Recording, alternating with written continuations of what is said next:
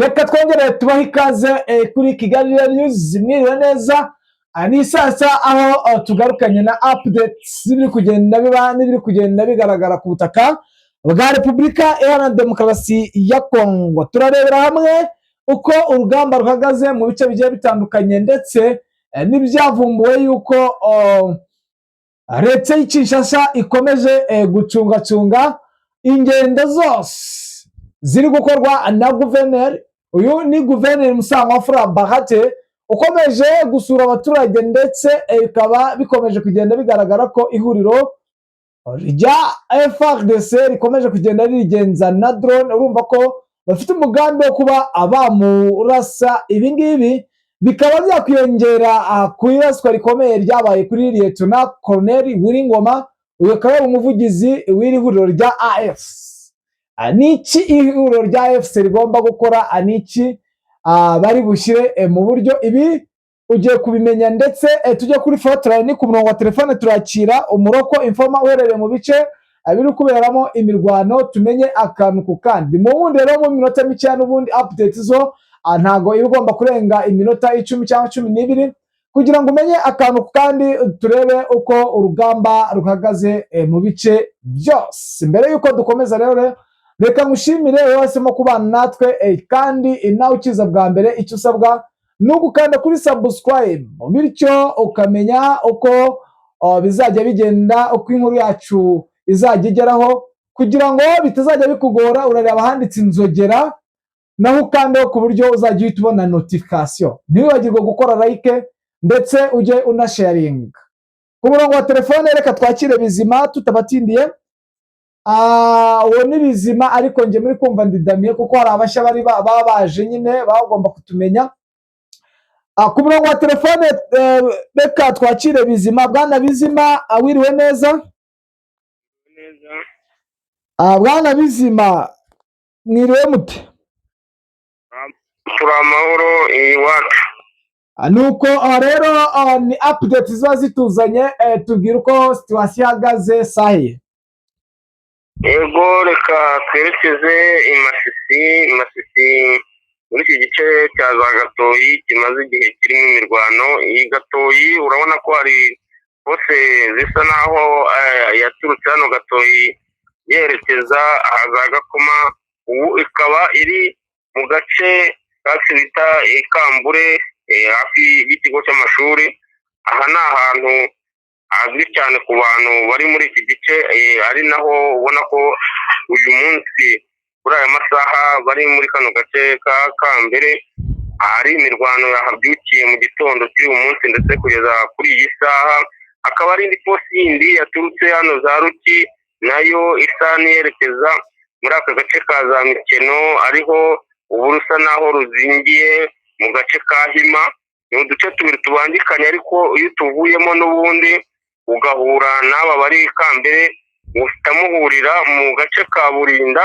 Iyi Burinda irimo imirwano y'isibaniro cyane, ku buryo ubona ko M23 ihashakisha imbaraga, ndetse kubw'imirwano ikomeye ihari bitewe n'intwaro ziri gukoreshwa ku mpande zombi.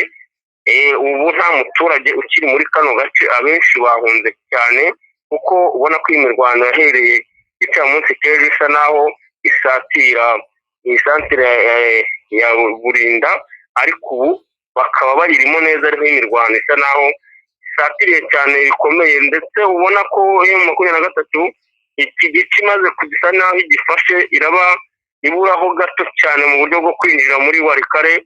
Ubona ko mu ntego M23 ifite cyane mu mirwanire yabo ubu ngubu barimo basa naho basatira Warikare cyane ku mpande zitandukanye. Ubona ko aricyo cyerekezo cyayo, ariyo mpamvu ubona FARDC isa naho nayo yakaniye mu gice cya Warikare mu buryo iri gushyiraho ingabo nyinshi ndetse n'ibikoresho bijyanye no kusa naho bakumira M23 kwinjira muri iki gice nubwo yakigeze.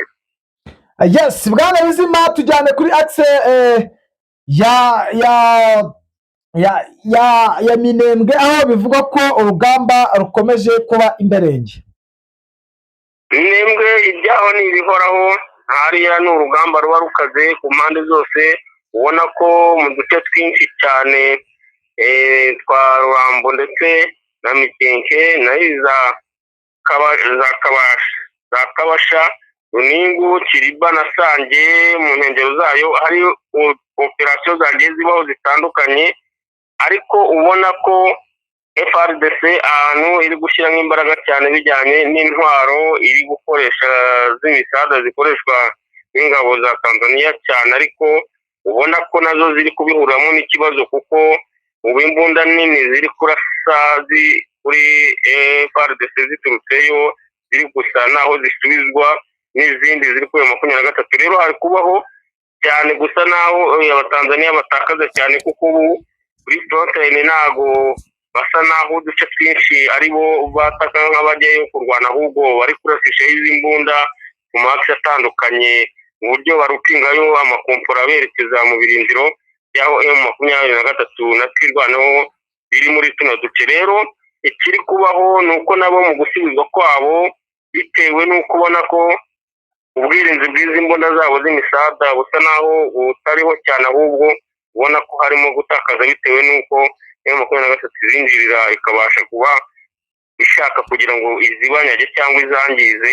Ubwo abahagwa cyane banabigenderamo ni abasirikare baba bahari b'abatanzania bazikoresha. Aha mu gice cya Minembwe hari operasiyo yahabaye muri iki gitondo cy'uyu munsi, ndetse ubona ko yari yasa n'iyacumbitse kuko n'ejo gicamunsi imirwano yari hari muri iki gice cya Mikene, ariko hari amakuru ko twirwaneho hatakarije abasirikare 8, ariko bakaba barakoze akazi gakomeye cyane kuko babashije gusa naho ari bo babaye nk'ibitambo byo kugira ngo bigarurire iyi Mikenke ubu iri kugenzurwa na MSDP twirwaneho kuri aya masaha. Tubwire Uvira byifashe bite?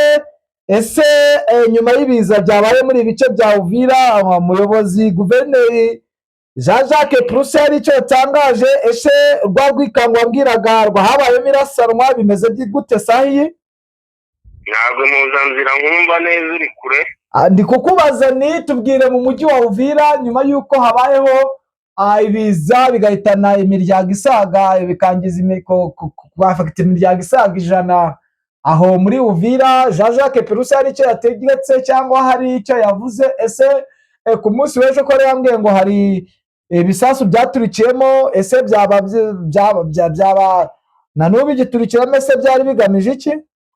Hariya muri Uvira haberamo utuntu twinshi nijoro cyane, hari ibitajya binavugwa n'abantu ndetse n'itangazamakuru rimwe ntibinabimenye, kuko ni umujyi ubona ko ari munini ariko urimo icyo navuga ngo ni amahano menshi bitewe n'uruhurirane rw'ingabo zirimo. Ushobora gusanga hari umuntu ubaye nk'aho anagaba igitero ari umwe bitewe n'inyungu ze bwite z'ibyo ashaka, yaba mu bijyanye n'ubwambuzi cyangwa se kwihorera uwo batavuga rumwe cyangwa adakeneye. Rero hano haberamo operasiyo bwinshi cyane, nk'ubu muri iri joro ryakeye hari amakuru ko kandi ni nako bimeze kuko iyi nkuru yavuzweho cyane y'abantu 5 bari bafashwe kuri coalition bavuga ko ari intasi za M23 ziri muri Uvira. Aba bari bafunze ataramenyekana agace baherereyemo, ariko iri joro uburyo budasanzwe bishobora kuba batanga amakuru bavuga ko ari M23 ishobora kuba yakoze ibi. Babashije gusa naho bahagabwaho igitero mu gace bari basa naho bafungiyemo, ariko bamwe bahasigara mu bari babarinze baboshywe, abandi barahagwa, abagerageje gusa naho wirwanaho. Rero abo uko ari 5 bose batwawe, ntabwo bigeze bamenya amakuru y'irengero ryabo, ariko mu makuru FARDC itanga iravuga ko ari M23 bakoze iki gikorwa, kuko uyu munsi babaye nkaho batabarwa muri iri joro. Uyu munsi wo kuwa 4 kuri itariki nibwo ngo hari kuza abagabo babigize umwuga ngo babaze amakuru ku buryo bushoboka, kuko aba basore batanze amakuru yabo bwite ariko ntibemere ko ari ukuri bababwiza.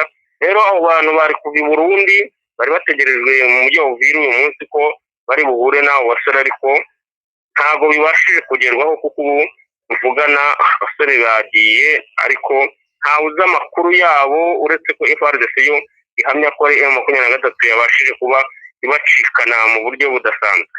Yes, Bwana Bizima, aha kuba hari icyo twaba kwibagiye kukubaza twapudetinga wenda nanone kugira ngo dusoze.